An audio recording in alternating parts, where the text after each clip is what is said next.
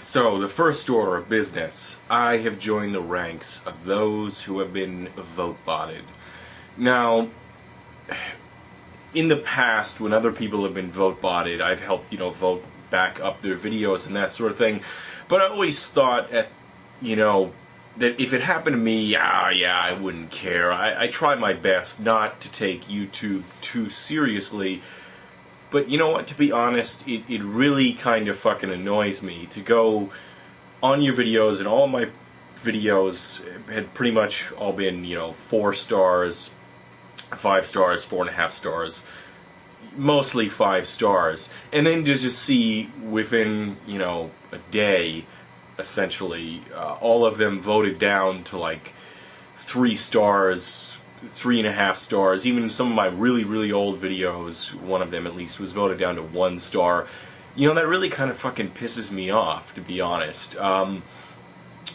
It affects the way your videos appear on the searches and stuff like that, and I fucking earned those ratings, and people, for some jerk-off to just come along and vote all your videos down by a computer program, yeah, it bugs the fuck out of me. So, I don't want to bug everybody by asking them to go, hey, go vote back up my videos.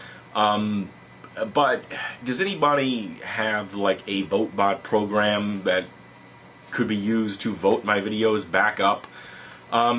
Because I think that's really would be the best solution in all of these cases, is that when somebody gets vote-botted, there should just be counter vote bots.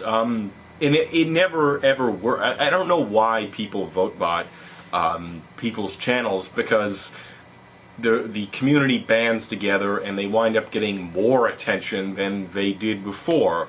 And so it's really kind of counterproductive. It temporarily diminishes somebody's presence by, pushing them further down in, in the searches and the related videos. But then people vote their videos back up and that sort of thing. The word is spread and they have more attention and subscribers than ever, so it's really kind of counterproductive.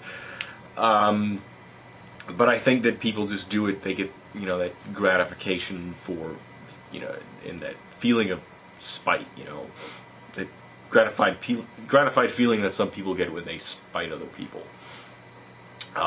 So yeah.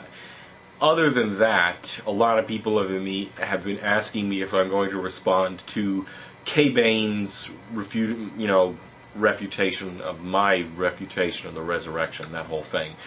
The answer is yes and no. I've been kicking around in my mind a sort of, I don't want to say addendum, more like a redux, I guess you would say, of my Resurrection series, because I've come to sort of shift my point of view about what is the key area to attack in regards to the Resurrection. Originally, essentially, to be honest, I just sort of followed their lead, and they said, well, this, and this, and so I attacked the idea that the Gospels were reliable historical documents. And I really think that is their hard turtle shell. That is the part that all the little books that they sit around reading and parroting deal with, and they're very good at the esoteric aspects of ancient Aramaic, and Tacitus said this, and Papias said that, and blah blah blah blah blah. But really, I think that their soft turtle shell really comes down to, okay, let's grant you all of these things, but essentially comes down to the disciples believe that Jesus was resurrected. We don't need to appeal to a miracle to explain that fact. And we don't have, I don't believe, have sufficient reason to believe that a miracle occurred on the basis of human testimony. So, really, their argument for why we should believe a miracle, even on the basis of all the historical evidence, I think is underdeveloped and underwhelming. And so I'm going to make a new series where I shift the focus from what it was in my original series to the issue of whether or not we can believe miracles on human testimony, and things that are, more in the realm of philosophy and of psychology and that sort of thing. And so I will be addressing, many of the points that Midkiller and K-Bane made, because I am also going to address, some of the attacks and critiques of my previous video. But again, I really think that what it comes down to is the fact that best case scenario for attacking the premise that the Gospels are reliable historical documents, I think best case scenario you sort of argue to a draw, whereas we are uncertain who wrote the Gospels.